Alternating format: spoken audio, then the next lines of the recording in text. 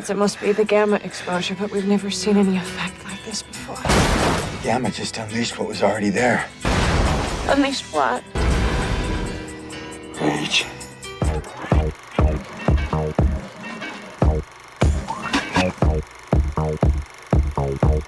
Sure, Spider-Man gets all the good press, but besides the wall crawler, of all of the heroes in the Marvel Comics universe, perhaps the best known but most misunderstood, the Incredible Hulk. He's big, he's green, and he gets really, really pissed off. Now, everyone knows that, everyone can relate to that. Get out! You're gonna have to watch that temper. Part monster, part anti-hero with an anger management problem, the not-so-jolly Green Giant was only the second character introduced in the Marvel Comics line. The Hulk's first appearance was in May of 1962, written by Stan Lee with art by Jack Kirby. Legendary creators Lee and Kirby had hit it big with the Fantastic Four and were looking for other ways to breathe new life into a genre that had grown monstrously stale.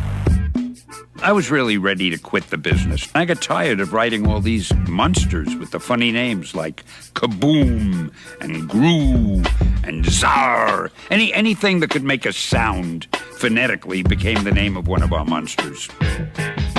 In the Hulk, Lee and Kirby chose to turn a misunderstood monster into a hero. The Hulk's origins start with the Cold War. Bruce Banner works for the Army, and he's trying to create a new weapon, a gamma ray bomb. Let's hit the gamma radiation. They're going to be running a test of the gamma bomb. They're going to detonate the bomb out in the desert. Countdown started. A teenager comes on the field. He sneaks in. Bruce Banner sees him near the place where the bomb is going to go off. Bruce, I can't stop it! Hiring standards were not as strict as they are nowadays.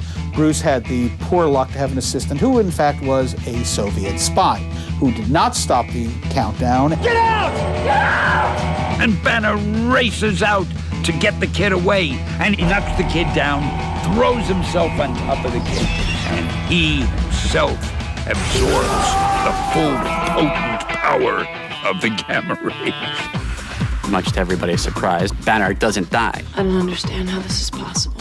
You should be dead. Are you sure the doctor checked? The doctor gave me the full workup. He wants to know where he can get what I'm taking. I'm 100%. More.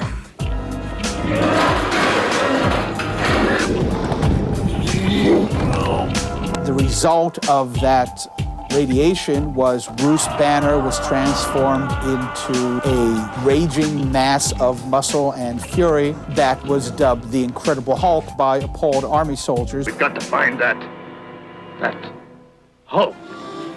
Incoming! It took a while for the Hulk to evolve into the classic creature we know and love today.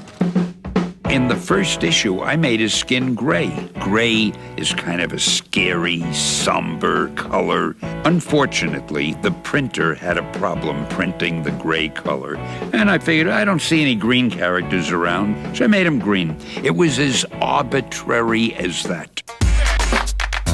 Arbitrary or not, it didn't take long for Lee to realize what was the primal core of the character. He turns from a human into the Hulk when he's mad. It's not like he would just be chilling in a barbecue and be like, check this out.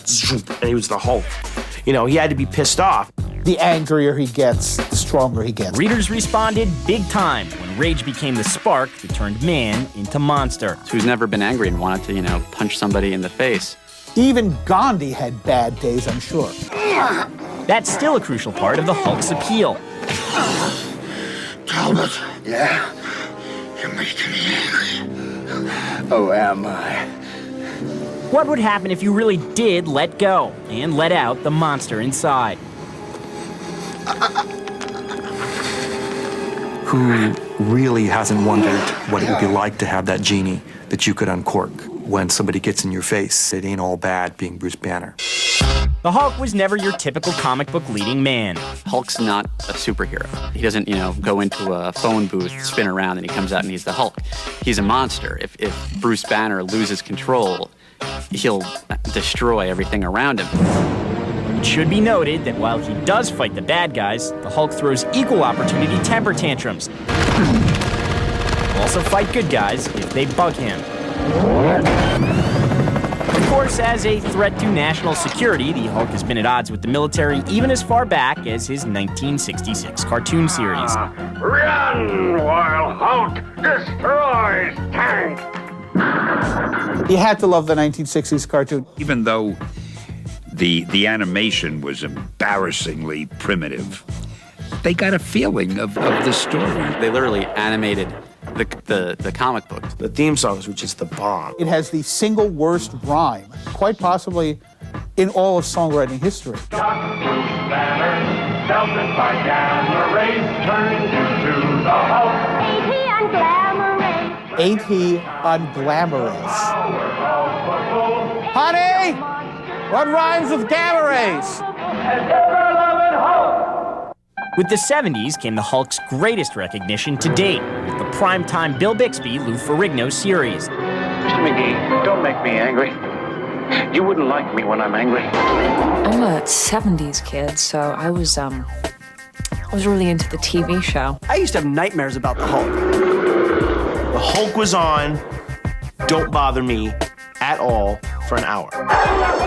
Lou Ferrigno was big, he was scary looking, and he ran around in slow motion a lot, and that sort of scared me for some reason. They were just like, we'll slather Lou Ferrigno with a bunch of green paint. But man, when he went, that was the best. Sadly, not even the Hulk was strong enough to keep nervous execs from tinkering with his legend. I'm embarrassed to tell you this. The reason the network changed the name Bruce Banner to David Banner, they felt Bruce had a homosexual feeling to it. And I will not comment on it anymore because it's too idiotic. The one thing that could never be tampered with, though, was the Hulk's unique sense of fashion. Bruce Banner would have on like jeans, and when the Hulk came, purple pants with the same rip in the knee. I really respect a man who can wear purple. If you're a 98-pound weakling, do you buy pants that fit your waist size, or do you plan ahead? I think they love him down at the local tailor shop, particularly the shirt shop. That's just one of the little details we didn't worry about.